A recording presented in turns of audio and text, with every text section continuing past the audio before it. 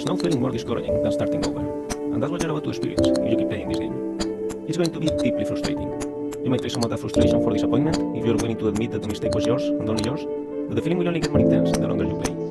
You're going to want to keep playing, and every time you don't, every time you find the strength to keep going, you will only be setting yourself up for a bigger fall. And if you manage to get to the top, will that make you feel good? Will you feel that it's all being worth it? I think you will.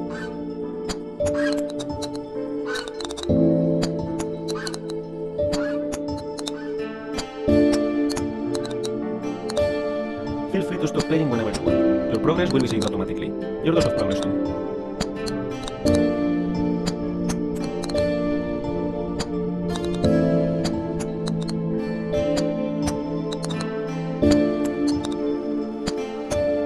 This game is a different take on a game that came out in 2017 titled Getting Over It by Bennett Foddy. The author of that game, Bennett Foddy, was an Australian designer and at the time was the father of intentionally bad controls. Weird, unresponsive, and hard to understand, intentionally bad controls are bad in the sense that they are suboptimal for the task at hand, making a challenging and infuriating experience of what otherwise will be a walk in the park. And yet, they often make for amusing games. In Getting Over It, your task is simply to climb up a mountain, to dragging yourself with a hammer while sitting inside a house. No amount of forward progress is guaranteed, some cliffs are too sheer or too slippery. The player is in constant danger of falling and losing everything.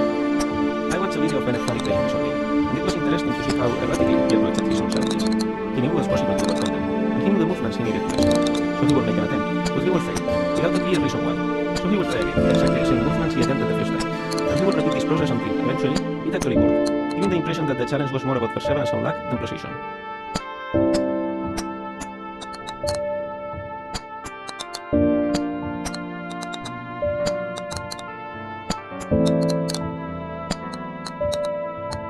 In Getting Over It, Bennett Foddy claims that frustration is essential to the act of climbing. But I disagree. Frustration might be essential to having a real challenge, an obstacle that you are not guaranteed to be able to overcome. But the act of climbing itself can be enjoyable. Climbing and Getting Over It is not frustrating because you can easily fall down and lose all your progress, but because controlling the main character is infuriating. Of course, falling and losing all your progress is also frustrating, but the worst part is not that you have to climb it all over again, it's that you have to fight with the controls when you do so. This game is pretty much like Getting Over It. You need to climb up a wall made of made assets when the game creator talks to you about the game itself. The point of the game is built around the fact that it's a very hard challenge and you can easily lose all your progress at any time. The main difference, what makes this game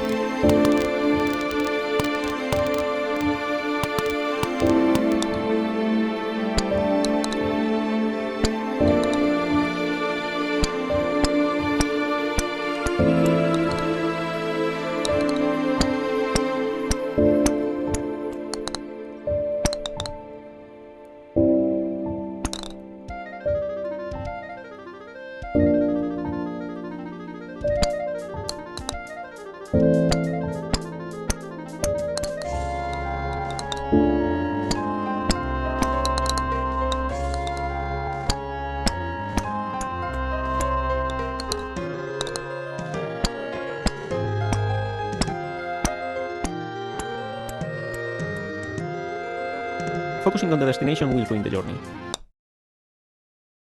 Focusing on the destination will ruin the journey.